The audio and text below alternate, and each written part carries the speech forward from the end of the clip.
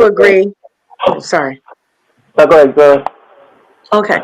I mean, so, and I think the difference is, so some of the things that I have to say in terms of like, saying some, talking about what Jamie had said, is the fact that one thing that I think Jamie and I, that I think we are very fortunate about, and also I think our kids have been fortunate of, is the fact that we're both educated women, right? So we both actually went to all girls private schools. I went to, my first public school was the University of Rhode Island. Jamie went to an all girls private school. So with that being said, and Jamie, you can, jump in if you think I'm wrong in this, but that also is a very different kind of education where it shows us we're here and we are not apologizing. We are very unapologetic about what we have to say, and especially in the context of a very much male-dominated society. We're not looking for validation in that way. We're very clear on what our thoughts are. So we also can go into a classroom and also know, like, I know what's going on here, or I could potentially, I think I know what's going on here, and I can convey in a way that the teacher's going to know. I'm probably not going to be the one you're not going to be able to say whatever to, and I'm going to be okay with that as that parent. And I think, and Jamie and I have had many conversations about just navigating in those ways. And I think so in some ways then you realize that your child is protected in a way that we know a lot of kids are not protected. We know that there's a lot of parents that don't necessarily have the same resources that we have, or have the same ability to go into a room and feel very supported in what we're going to say. Because I can guarantee you, like Jamie and I, not to say that we don't always question certain things, or maybe even have conversations with each other friends, or our support systems, but at the same time we're feeling pretty validated by the time we get there, and we feel like we can cite about 10 different articles as to why this isn't going to happen on our watch, and we will actually escalate that to the superintendent, to the president of the United States if we had to. I would listen at the time. So I think that's one of the things. However, I think the differences are too, I mean, we're also, again, your child is a lot of times a reflection of who we are too. So I've seen so many situations where, unfortunately, the teachers have a good idea of who, based on the parents, who they're going to value versus not, who they're going to help versus not, who they think actually is worth their investment versus not.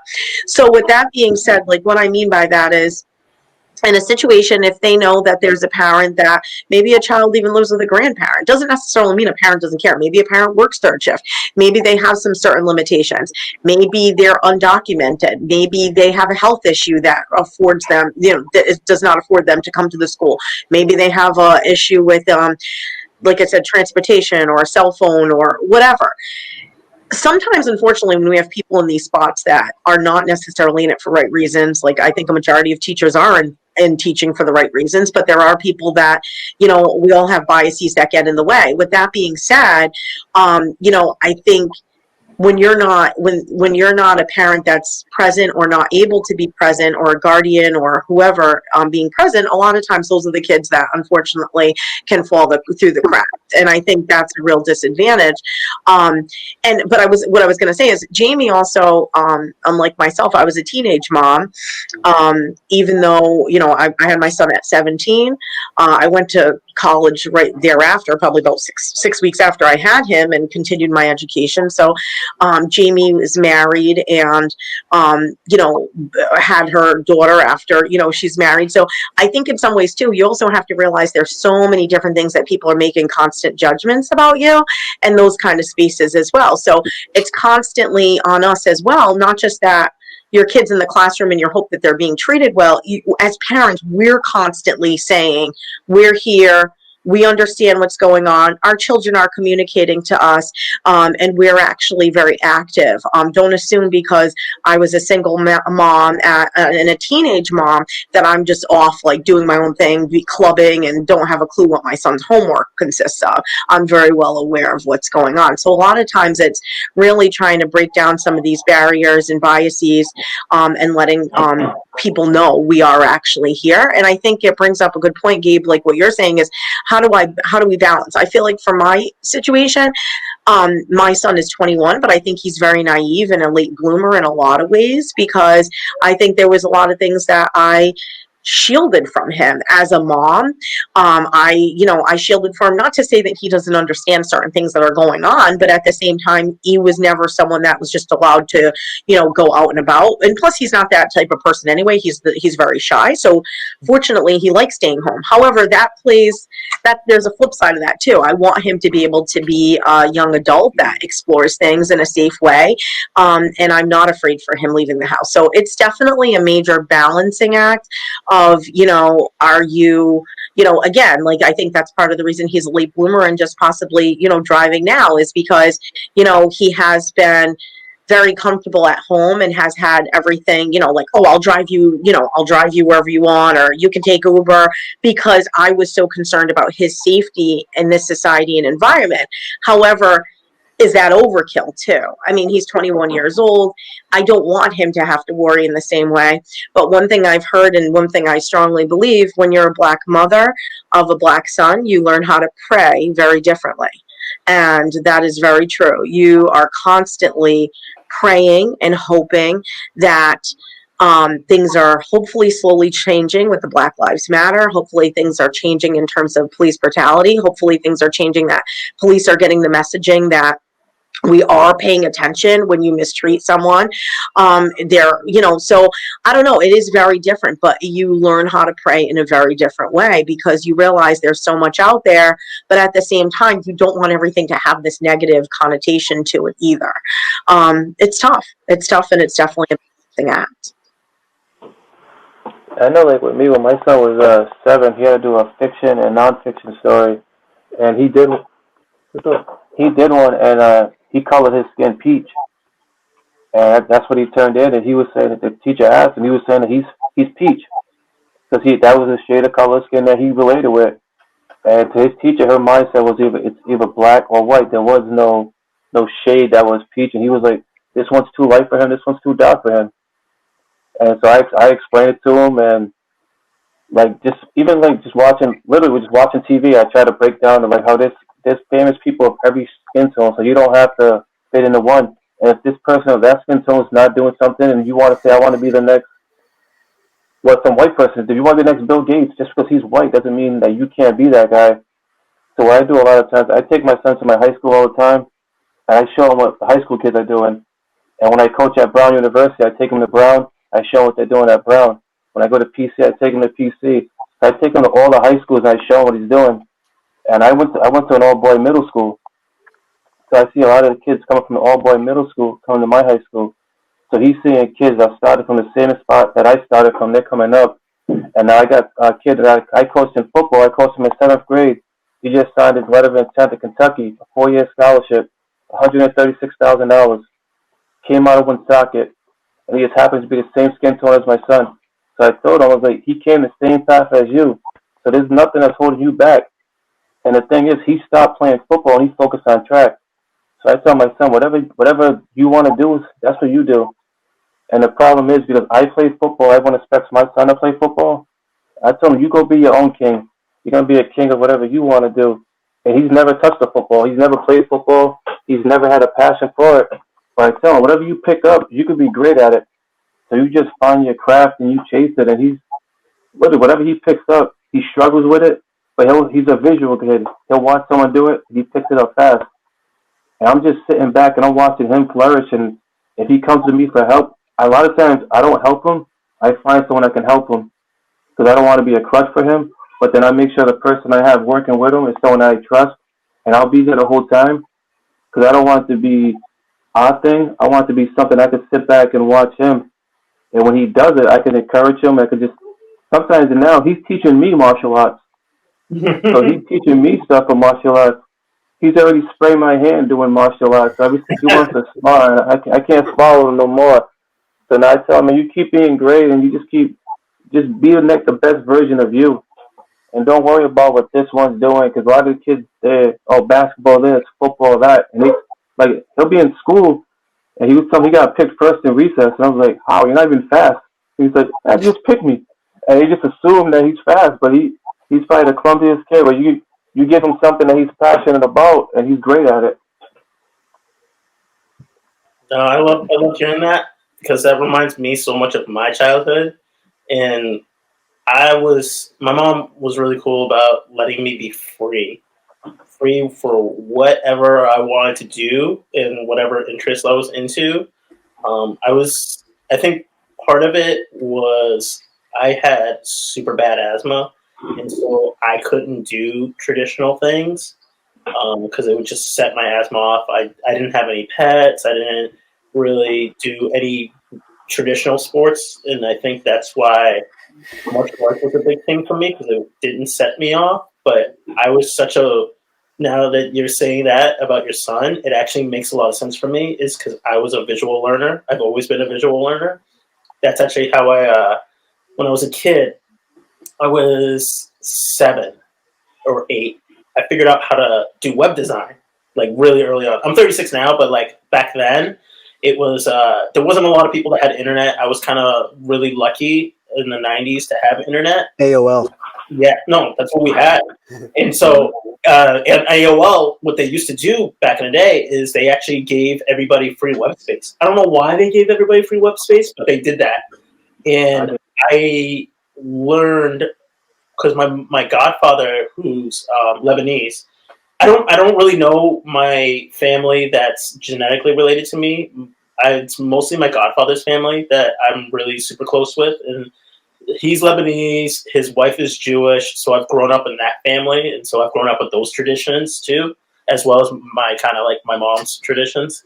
And so with him, he used to work at BU. He's a scientist, and he would be in the lab, and he would babysit me sometimes, and so I would just like play around with the stuff that they had there. And one of the stuff they had there was Dreamweaver, which is a computer program that does web design. And so as a kid, I would play with that, and I figured out using that, like when you right click on websites, you can read the code. And if you, as a kid, when I was 7 years old, I figured out that if you copy and paste that into Dreamweaver, it'll let you kind of see like all what the codes are meant to do visually. And so I like picked it up as a kid, like, oh, this means that, this means that. And so I figured out how to make my own websites as 7 or 8, and I used that to actually design like I've always been into like nerdy stuff, comics and anime, and so I used that to build a website for a comic that I was like really into, and like they actually published it on like in the comic, and they like crashed the website after it because it's like no web space on that thing. But like everything visually appealing has always been something that I've been drawn to. Like, but at the same time, because of what I look like, people don't expect these things. And anytime I tell them something I'm interested in, it's always a shocker. Like like right now, I have a knee brace on because I actually tore my meniscus doing jujitsu, and it's just funny like how people like I'll walk around in stores and they're like, "Oh, how'd you do that? Basketball?" I'm like, "No." It's almost like it's almost borderline offensive to me because I'm so bad at basketball that it's like it's ridiculous to me to like hear that. But like they if I talk about the things I'm interested in, it's no matter what, it's a shocker. And like the clothing brand that Mike was talking about before is I actually design anime shirts. Like it was something that me and my friend started when I worked at the video game website store, and we all realized we really liked anime, and we were in screen printing, and so I started doing that with them. It was like it's kind of brainchild of one of my friends, and they all left, but I really liked it, and we like kind of made a name for ourselves in that space. So I kept going with it, and what's interesting is like as I've kind of gone with it. You also see the surgence of Black nerds in that community as well, and which has its own interesting issues because it's got, even in that space, nerd space, there's lots of racism that we have to deal with, and how we have to kind of like stomp out all these expectations where you've got all these like Black girls, they'll dress up as all these anime characters, and you'll see the comments, like comment sections on like Instagram is awful. Like they'll still even like some like the idea of the nerd space is supposed to be like very accepting. You're a nerd, these are your people. And you'll still see comments where like people are like telling these Black women, they're like, oh, you can't dress up like that person. You don't have that body type. Your skin color is not like them. It's like wherever we are in all these interests, we're always still working to progress and be. Not even like we're working to be accepted on the bare minimum. It's kind of like reminds me of Michael Shea, who's a comedian. He's he talks about how like we're trying to look for equal rights. We're not looking for more. We're just looking for like at the start we're still working on the bare minimum of that, and it's just like it's no matter where we are, we're looking for that bare minimum where we're like, it's normal, it's not anything weird, it's normal, we're here, you're here, we're all in the same interest, it's normal. I've got to listen for the past half hour, and it's been amazing, and my two biggest things I've taken away are the two words. The first one is colorism. I can honestly sit there and say I've never used the term colorism, really heard the term colorism, but it's so interesting because it brings up the point. You could be Black, but be Spanish, or you can be white, but be South African. You can technically be an African American, but be white. And I agree 100% that it is a color thing. It's more color than it is race. And that was just a big, I don't know what the word is. Just a big takeaway was colorism. The second thing, the word that comes to mind is assumption. People assume because of your color, because of who you are, maybe where you grew up. If you grew up in Woonsocket compared to Cranston, Central Falls compared to, a nice area of Warwick, that you're a certain person, that you're a certain, if you're Black, you definitely play basketball. You don't do anything else. You play basketball, you play football. You're not a quarterback. You have to run the ball. You're a wide receiver. Nothing else. You can't play baseball.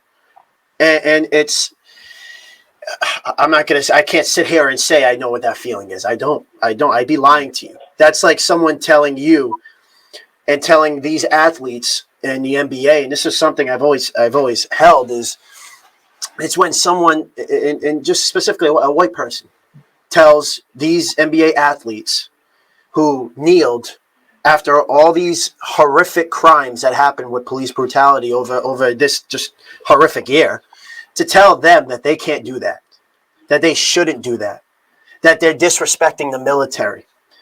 Let me say this. The last thing that they are trying to do is disrespect the military. You're missing the whole point when they go down on their knee. So don't, and I'm telling, there might be people in the Black community who might disagree with me on that. They might say, oh no, they're disrespecting the military. Their whole moral of doing that is not to disrespect the military. That's their way of standing up and saying what is happening in this world is not right. And for us to tell you how to act, for us to tell you how to feel, for us to say all lives matter, not just Black, all lives matter. Yes, of course all lives matter. Of course they do. But with what's going on, with all the killings of the Black community from the police, when was the last time you saw a white guy getting his neck penetrated through the ground for 10 minutes? When's the last time? I don't ever see that. When do you see all these things happening? I don't see any of these things happening. So for us, and I say us, even though I don't put myself as part of that because I don't feel that way. And I can generally say that. For us to tell you how to feel, that's what really stands out. And that's the assumption. The word assumption comes into play. And I think for a lot of certain things, we need to keep our mouth shut. And if you don't know what you're talking about, if you don't know the feeling of what other people are going through, then you should not say anything. And you should not tell people how to react. No matter if you're white, no matter if you're black, you shouldn't tell anyone how to react. And just like we shouldn't tell you to kneel for the anthem or feel the way you do. I can't sit there and say I went through those experiences. I might have went through different experiences. But the big word, the two things were colorism and definitely assumption. And I think when you assume things, you can definitely go down a dark path. Not always, but I think you could go down a dark path. Well, one thing when you say you should keep your mouth shut, I don't think you should keep your mouth shut. I think you should use your platform for what you're doing now and speak up. So sometimes speaking up is way more powerful than not saying anything. Because a lot of times what a lot of athletes were calling for was their white teammates to say something. Mm-hmm. But everyone was afraid to be that first person to be the voice. Because if you're the first voice to say something, you're the one that you're being a sellout or you're being a wannabe, you're being this, you're being that. So they were scared to be that voice. And everyone, I mean, they throw in the most famous white athletes. If he would have said something, it would have been changed. If Tom Brady said something, it's not going to be a change. There's not one voice that would have said something. There's way too many people who still have views that are way beyond just that one thing. I mean, just going back to what you guys were talking about a second ago, like, I'm a big advocate for mental health, and I do a lot of programs with military who commit suicide. Like right now, we're doing a Suicide Awareness Month, and it's a thing where they're doing 22 push-ups a day for mental health. So I do it every day with my son, and somebody commented, it was like, oh, it's cute, the black guy and his son's doing it together. It had nothing to do with anything on it, and I seen a bunch of people going back. But like 2 posts previous, there was a family, a white family, mother, father, daughter, all white family doing it. All these likes, it was no problem. I do it with my son. I'm trying to get attention. Or I'm trying to go, then they said I'm trying to go above. I'm like, you got to be kidding me. So what I did on the next one, I made sure we get 44 to go, we go above that even more. You know, it's just, I'm like, it's so crazy that like, if you say something, you're trying to be a cop-out, or if you don't say something, you're trying to be a cop-out. If you say something, you're basically turn your back on your community. And like Johnston, like in Rhode Island, well, I think we all live in Rhode Island. We're all familiar with Rhode Island. Johnston, Rhode Island, from a street away from me is Johnston, but the perception to go into Johnston is totally different. East Providence is, and East Providence, but literally, there's people from Providence who won't go into East Providence because they're afraid of getting pulled over because of tents. And that's just one city over. And it's still the dynamic of where you come from. And the views won't change by one person saying something, but the fact that you speaking up and giving us the platform, like, it speaks out, because we need more people like you. That's not just the fact that you're a friend of ours, but the fact that you're a white voice. Because you being that and you being from Johnston, it's even bigger. Because I know a couple years back, there would never been somebody from that area who say, I'll be the first one to bring 4 minorities on the platform and speak about the black community, because they were afraid of what people would say about you. And you don't have that fear, and that's what we need, more people like you to say, I don't have a fear. No, thank you. And I guess just to switch the way I said it, not like, I guess what I meant was like to tell you not to do something because I didn't go through it. Not like that. I should stand up and say it's not right. Yeah. I shouldn't tell you how to feel. I guess that's what I was trying to say. Like, I shouldn't tell you not to feel like that. So for you, your biggest responsibility, I've got like a couple of different points. I have ADHD, so I'm going to probably forget some of this. But in my opinion, Mike, the biggest thing is you just don't overstep your boundaries. Mm-hmm. One of the biggest things that's going on right now is you will see these social movements that are going on, and what happens is sometimes our friends or whatever that are white, these people who want to advocate and they want to help, but what they do is they overstep the boundaries, and then they start taking over and being the face of these, like, being the movement. And it's like, what are you doing? I don't know if, Mike, have you seen the Bill Burr skit, the monologue he did on SNL like 2 weeks ago? Have you seen that? No, sorry, my phone went off. No, I have not. I think it's important you watch that. He talks about this. Bill Burr is married to a black woman. A lot of people didn't know that, and so it's funny to watch the reactions when he like roasts white people about what went down with feminism and how he was speaking on how feminism was originally about like the modern feminism that's going on. Wow. Now it's time to play. Who was that? I think it was definitely Melissa. No, it was me. It was you? Oh. Computer. It wasn't me. I was on mute. But I picked you up. Sorry. It was He's doing it on purpose now. Yeah. So one of the things that he was talking about is how like the modern feminism was trying to get all these different groups that were disenfranchised, like black women and LGBTQ and in women of color and that in the LGBTQ community getting voices heard. And what happened is these white advocates kind of like overstepped them, and they just kind of like took over. And now that original idea is forgotten. And it's this idea in my head that I've really been kind of speaking on to my friends is how we can't be distracted by there's kind of like this machine in social media that's going on right now. And it's this machine that's kind of like manipulating you.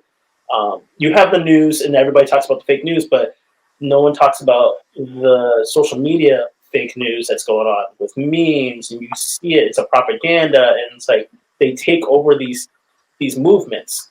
We originally saw it with the whole kneeling thing.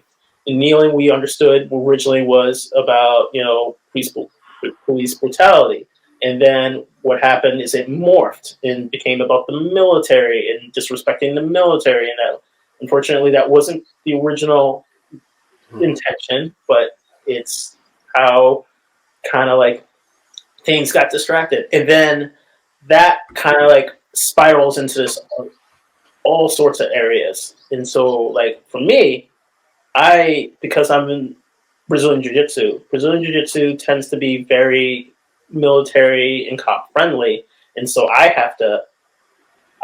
unfortunately have to walk this fine line where I train with a lot of cops, and they're all cool, but I have my experiences, they have their experiences. Some of them have a little bit of both, because some of them are cops that are minorities, but maybe he also has to kind of walk a fine line. Like, does he side with his cop brothers or his minority brothers?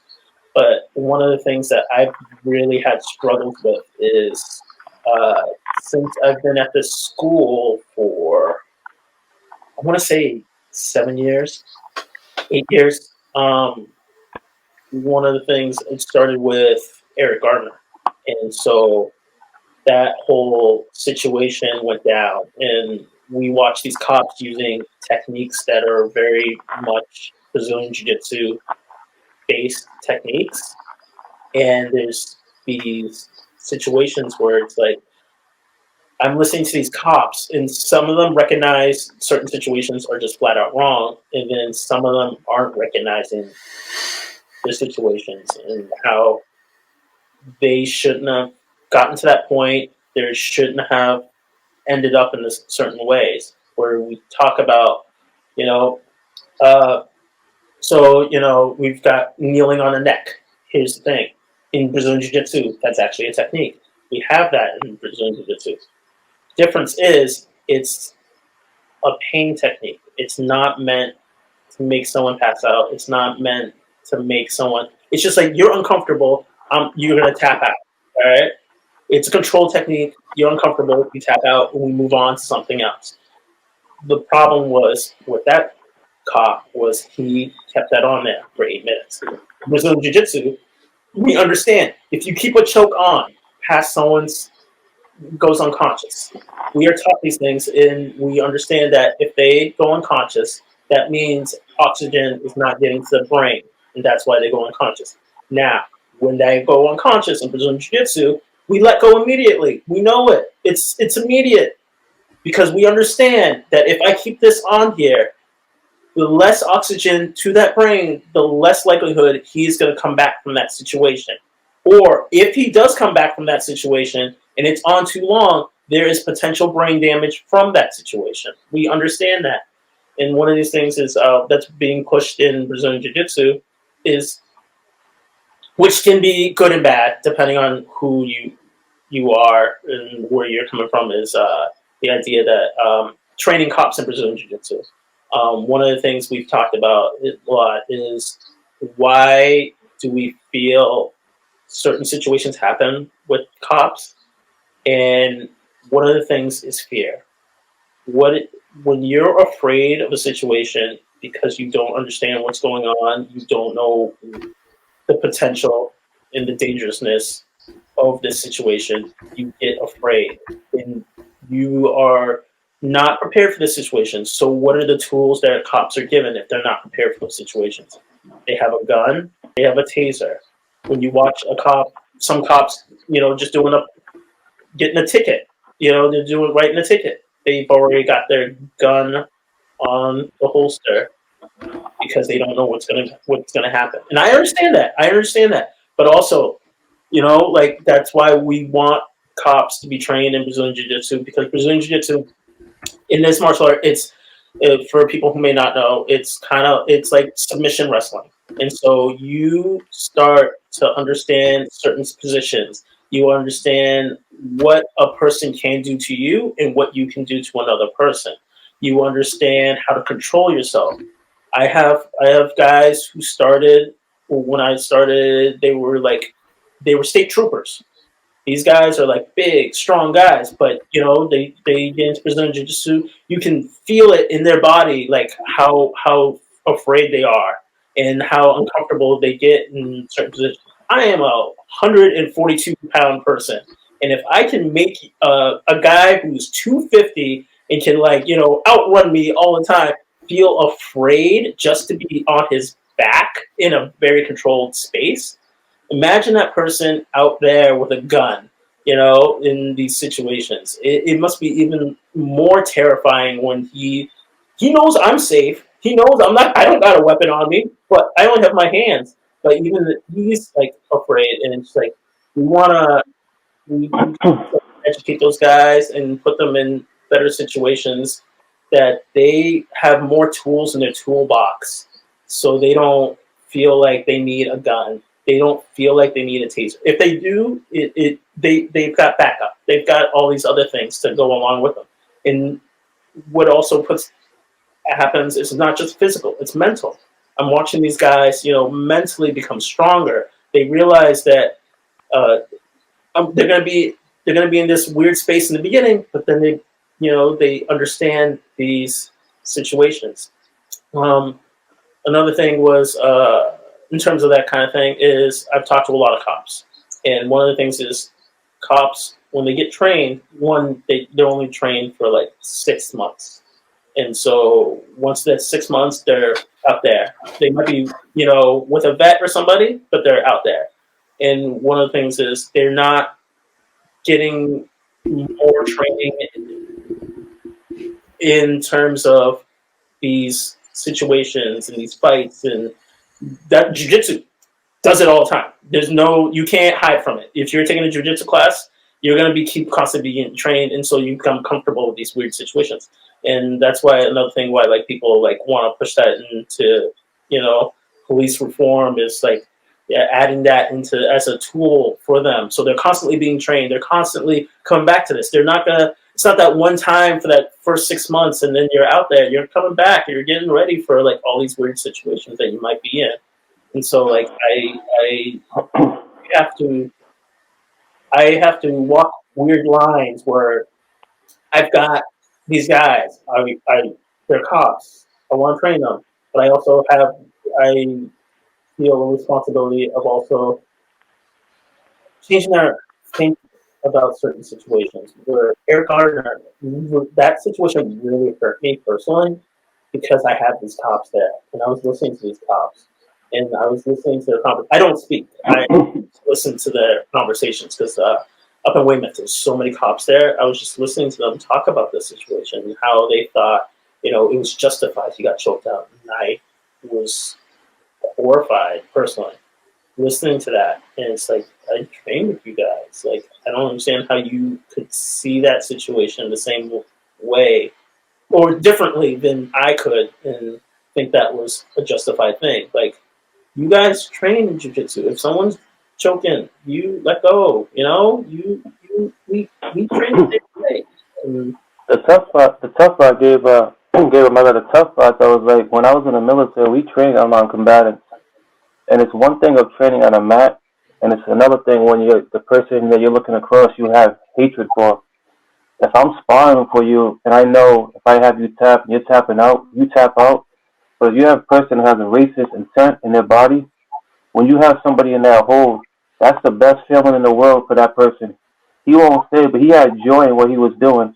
Mm-hmm. So when I'm sparring with somebody, if I look at you and you're like, I'm done, I tap out. I won that. We have a beer afterwards. That man had joy in his fight. He had joy in what he was doing. You take the Eric Garner one, you take the Greg Floyd one. There was just a case in Providence when the kid's on the ground on Thayer Street and the cops punching him in the back. There was that training there, gun or no gun. When you're doing that, it's nothing you learn on the mat, and it's nothing you learn in a book. That's something that you learn when you're 6 years old. That's something you learn when you're a kid. That's something that's taught way, way younger, and no class is going to get that out of them. There's got to be more psych evaluations with these guys, because if you can go out there and you're right of mind, you go to Greg Floyd, there was 4 other cops and not one did nothing. Mm-hmm. And I understand the theory, because if that's your commanding officer, you stand down. But at some point, you gotta be willing to take a loss of rank. You gotta be willing to take a loss of job for that situation. But the thing is, everyone's saying it's a code of blue, so you go by what your commanding officer says. And they were afraid. They were saying one of the guys, it was his first shift, and that's the thing he got thrown into. If it's a hostile situation, you can't throw somebody in that fire that soon. And his mindset is, whatever my commanding officer does, that's what I do. Mm-hmm. Nothing you learn on the mat, nothing you learn in the book. That's in your heart. And these people that's being thrown into something that they're not ready for. I also agree with what you're saying, Will. I think the thing about it is, again, I think it comes back to that continued messaging of the constant messaging of whose lives actually matter in society. I had the privilege a couple nights ago through being a student at Vanderbilt. I was able to participate in a question and answer with the civil rights activist Angela Davis, and she was describing basically the murder that we saw witnessed of George Floyd as a public lynching. A modern day public lynching. The fact that we could see that someone is lost their lives right in front of us so publicly, the difference now to 50 years ago when we're talking about people like Emmett Till is now, guess what, we have video. We have live streaming video, right? We have access to iPhones. That was never the case before. However, we realize, how have the players changed, but it's still the same game that we're in, right? So again, I think it's continued messaging that someone's life doesn't matter. And I think only in the most extreme circumstances should anyone consider taking anybody's life. And if it is about anything nonviolent, like what was it, a check potentially, a fraudulent check, or someone stealing something, or even if the person ran away, even if they ran away and got away somehow, what would be such a harm to society if someone ran away, got away from because of a fraudulent check? I mean, I've never heard of anybody, or maybe, I don't know. I've never heard of anyone, okay, they got away because they were running away from a fraudulent check thing or whatever. They stole an apple from the store or something simple like that, and they've went on a rampage. We don't see that. So at the very least, to think about taking a person's life so nonchalantly, I think it's a combination of this constant biases and this constant hatred and this constant messaging that some people really don't matter in society.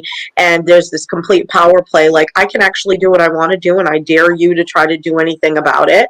And I think, again, like you said, it's about that code of honor. But at the same time, as human beings, we have to have some kind of allegiance and loyalty to ourselves of, like, something is just so blatantly wrong. You do not sit there. You do not sit there. You're not okay with this. This is about someone's life. And you know what? I'd rather be wrong every day of the week and, like, say, maybe underreact in situations like that than to completely have that kind of reaction. And look at the messaging. Look at the messaging. Another one is Breonna Taylor. I think a lot of people debate certain things about that. How do you debate someone laying in bed sleeping and getting shot to death? How do you then, what is the debate there? How can you even say someone's at the wrong place at the wrong time? You're in the wrong place at the wrong time in your bed sleeping? I mean, that doesn't make any sense. So I just think there's so many different things that the systems need to change. And I think that's where people, have a lot to say about defunding the police. Defunding the police doesn't mean we don't need any police. We do need police, but we do need different training. We do need reform. We do need say when a call comes in and somebody's irate, we need mental health counselors there to assess the situation. We need people that are trained in a diverse amount of ways. So it's not defunding the police because we don't need police. We'll always need police.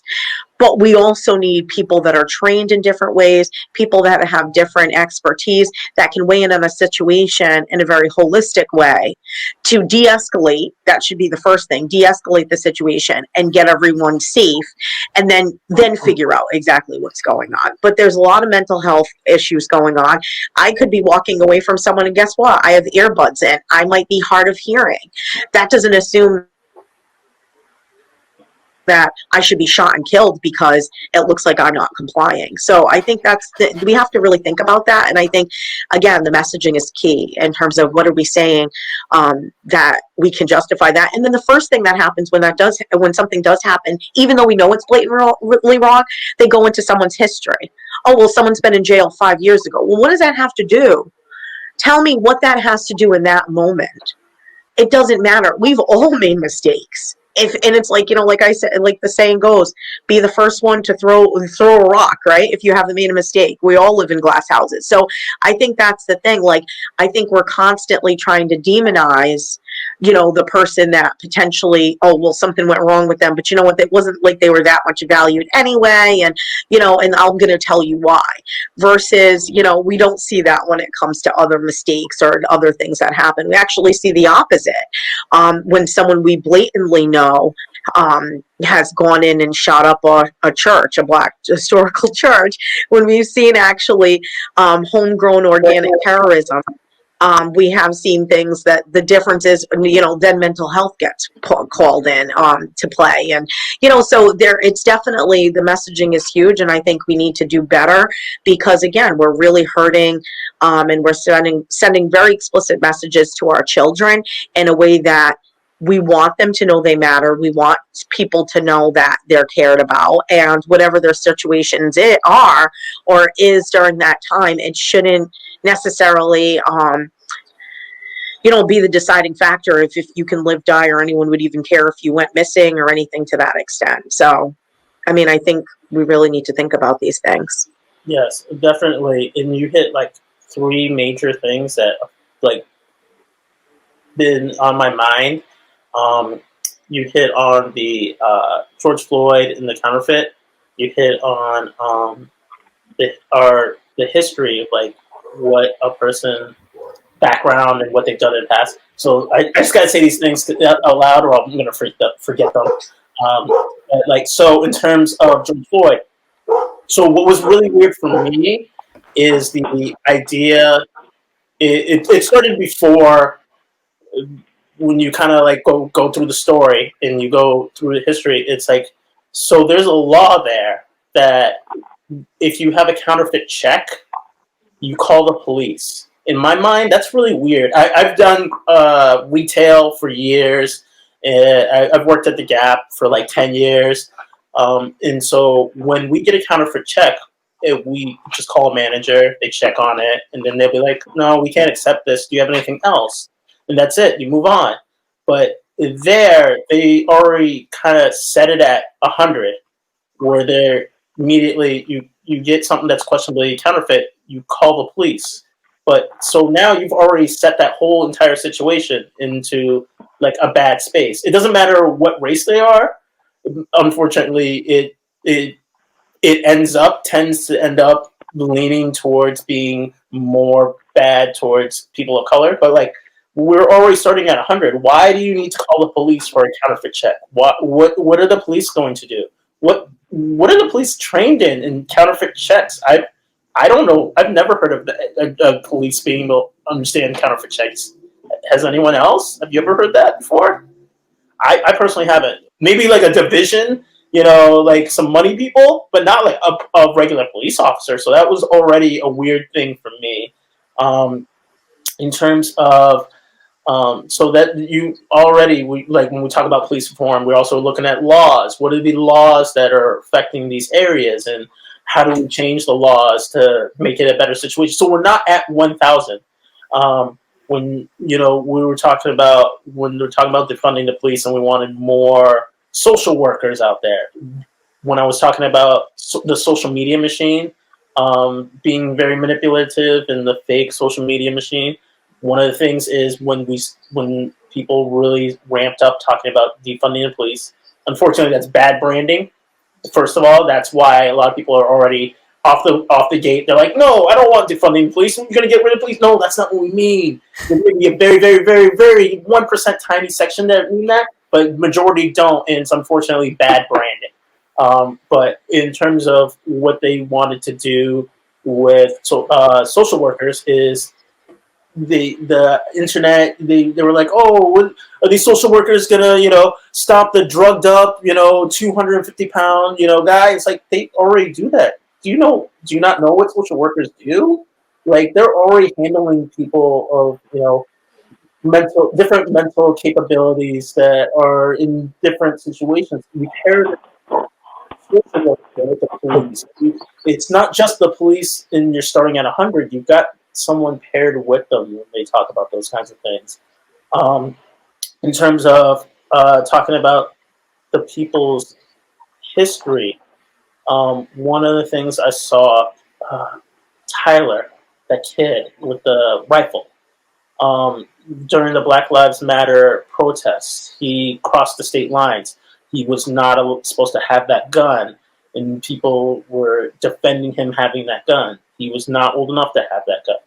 He ended up killing somebody, and one of the things they were like defending him about was the fact that he apparently killed someone who was a pedophile, a charged pedophile.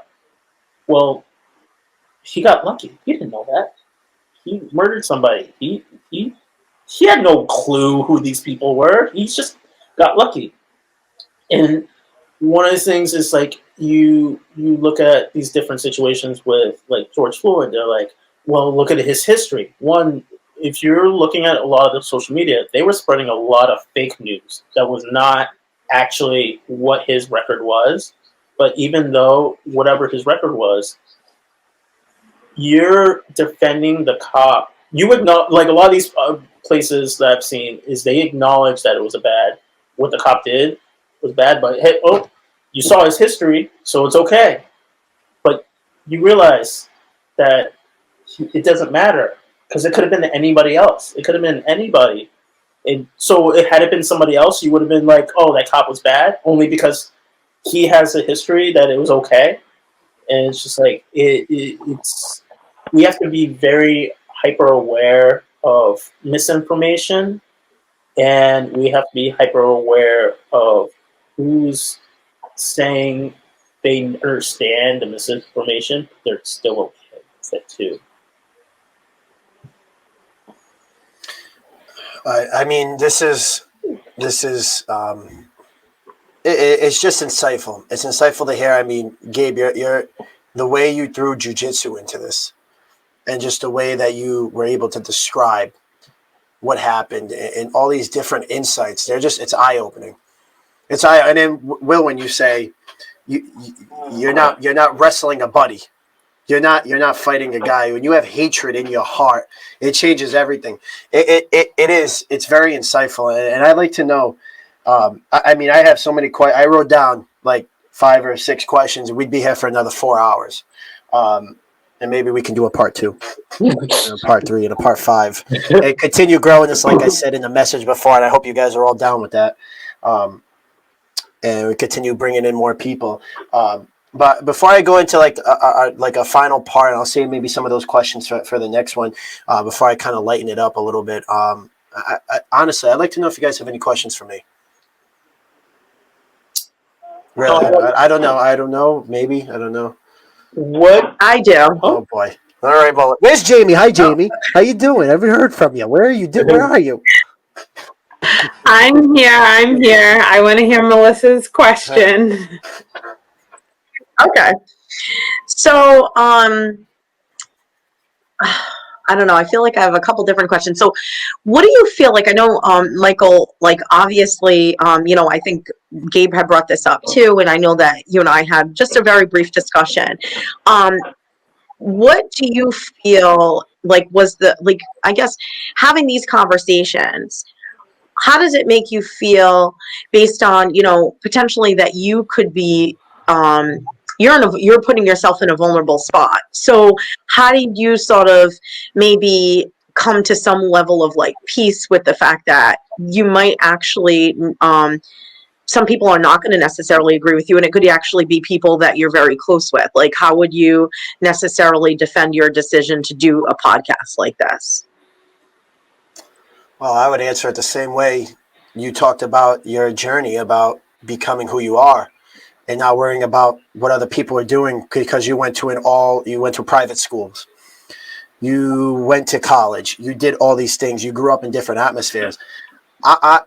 I'm trying to promote what I feel is right.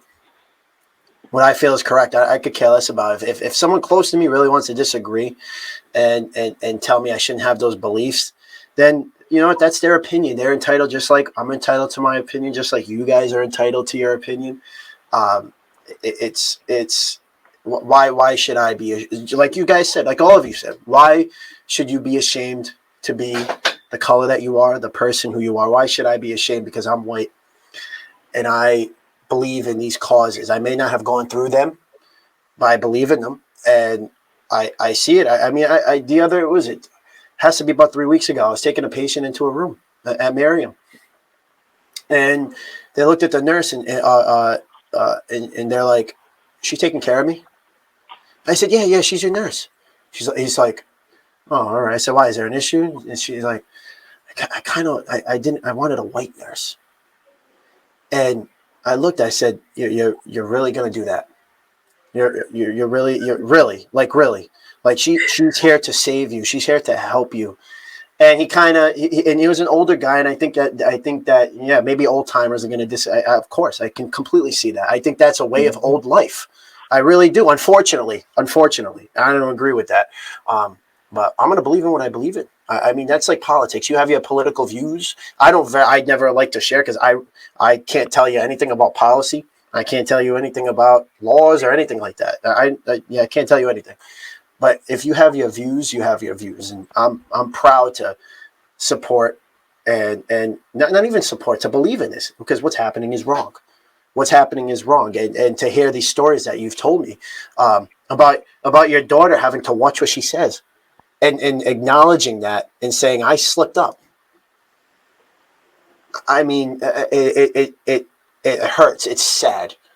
It's sad that you have to go through that. So anyone can say anything. They can. It's something I believe in. And just like you guys continue being amazing like you are, you're not worried about what other people. Yeah, it might affect you. It might hurt you here and there. But you kept doing. You're coaching the LaSalle football team. You kept doing your thing. It's my beliefs. It's what I believe in. And I mean, if anyone could sit here and say what's happened is right, and that all this stuff is everyone else's fault, and no, I mean, I can't agree with you on that. None of what's happened this year is right. And none of what's happened to the black community, whether you are African American or Spanish and you're black, none of what's happened to you since the beginning of time is right. So I can't sit there and talk with them. They can have their own opinion. Doesn't mean we can't be friends, but they can have their own opinion. It's wrong. Thank you. Yeah, that's awesome. I'm teaching you, you're teaching me. You've always had my back. I remember certain situations where, like, we went to the Unos and that guy started asking us about politics stuff. And you could see it on my face. I did not want to talk about politics stuff because he wanted to ask me about, Trump and, This is when Kaepernick was bad. Yeah. Not bad. That's when all the talk. Yeah, the original when Kaepernick first not started. Bad. I was trying to not have this conversation at an Unos. But you've always had my back. And, like, we've always talked about certain situations. And, it's really interesting because you've taught me about Rhode Island a lot. Because, for me, Rhode Island is a lot like New Hampshire. And so in very different aspects where, like, you guys, one of the things I started being very aware of is how many American flags are on some of your pickup trucks. And it's almost, for me and some of my friends, it's a kind of like a warning sign. Not necessarily, it's not fact. It's, I gotta, just keep my eye out. So, like, you see one American flag on a pickup truck, that's normal. You see two, you start, that's interesting. You see three, I don't know about that one. There's too many American flags on that pickup truck for me to feel comfortable, sometimes. But, like, it's funny to, like, come down to Rhode Island and, like, listen to everybody talk about their experiences and Will talking about growing up in Rhode Island. And it's like, listen to him talk about these experiences. It's important for me because you guys are right next door to me. I'm in Rhode Island every week hanging out with Mike and our friends. And, I'm still learning about it. I Uber down there, and that's important for me. It's like, what areas am I going to feel safe Ubering down there, late at night? I've had situations where, I've had, like, I don't know if I told you this one, Mike, but, like, a month ago, I was Ubering in Rhode Island, and I picked up this drunk older lady. She's like a nicely dressed older lady, but she was drunk. And I was giving her a ride back home, and she's, like, trying to give me directions, but she's drunk, so she's giving me bad directions. She's like, go take this turn. And I'm like, oh, I would take that turn, but it's a one-way. And she's telling me I'm wrong. And it's like, no, I'm not drunk here. It's not wrong. It's a one-way. She's like, oh, you're going too fast. And it's like, I'll slow down, but I'm not going too fast. And then she goes to me. She sees my dreads, and she's like, oh, you have dreadlocks. I bet you don't wash your hair. It's like, what are you talking about? What? How did we even get here? And she's like, and then what was the funniest thing about that situation is she tipped me $20. I'm just like, but I think that for her, because she ended up at a really richy place, I think that's just a fault. It wasn't a race thing. It wasn't, because of her attitude. It's just, she's just a richy person. I think that was her default thing to do.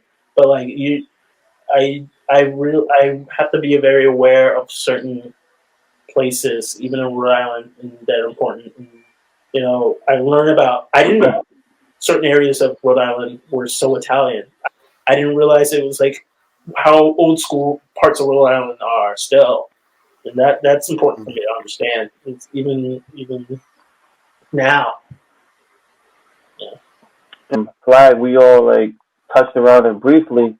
And I know, like, the Kaepernick thing was one, and I know it's, like, going late, but when I see a lot of trucks with flags, I don't see the same image as you do. How you see it fearful, I see it with pride. And it's something that, it's a discussion that everyone sees it different. But to this day, like, there's a flag, on my Porsche there's a flag waving. On my car, I don't have a flag waving because I have a Raider flag waving. So it's either one or the other, and I go Raiders first. But down the street, there's American flags waving. Every time I see one, I see a flag and I salute the flag. I don't see it as fearful. Or I don't see a pickup truck with a flag, and I'm not looking at it like I gotta fear where I'm going. To me, I mean, that's my views, and being military is one. But at the same token, it's not a popular opinion, especially in, like, the black community. But I've always said, if Kaepernick ever played for my favorite football team, I wouldn't watch him anymore. and that's views that me and my friends have debated for hours about. And there was one point that we looked at signing them, and we didn't sign them, and they thought I was joking. I said we signed them, and there was one game where we played Monday Night Football, and the whole team took a knee for the anthem. I didn't watch that game, and I bought a Sunday ticket just to watch my Raider games from outside. I paid $400 a year just to watch the Raiders, and there was one game where they said as a team was going to take a knee. I didn't watch them. The NBA, when they were saying the Lakers are going to do the same thing, and they said the Lakers were in the playoffs and they all decided to take a knee and they showed it, I didn't watch the game. And then afterwards, what the NBA started doing, they stopped showing the anthem, and they didn't watch the games. But when they showed my team like kneeling during the anthem as a whole, I didn't watch those games. So when I see the flag waving, like I see the views a lot different, and I see like flags waving on cars, flags waving on houses. That's welcoming to me. To me, like I see that with pride, not as something that you should fear. And I know you're not in Rhode Island a lot, but like Little Italy, that's what they call Federal Hill. I mean, I walk Little Italy all the time. Columbus Day, I walk them when they have the parades, the festivals. I'm there all the time. And that's just, to me, I have pride in Rhode Island. Rhode Island has a lot of things they need to fix. But I go to PC games. I'm Friday Town through and through. I'm in Federal Hill. I went to the high schools in Providence. I went every middle school in Providence. I went to a charter school in Providence. I played in the gang football league run by the Providence Cops back when I was in high school.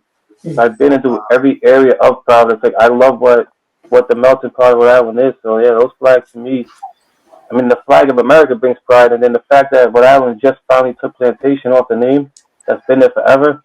The fact that shows even more pride. Like this, not like Rhode Island's just a part of, like, to me, something that I love about it. I just take pride in the smallest things. Like just if you get a chance, man, just one time, just go through and see more than just a drive-by and see the actual experiences. And there's a lot more beauty into it than just being fearful of a flag. And in Rhode Island, at least for me.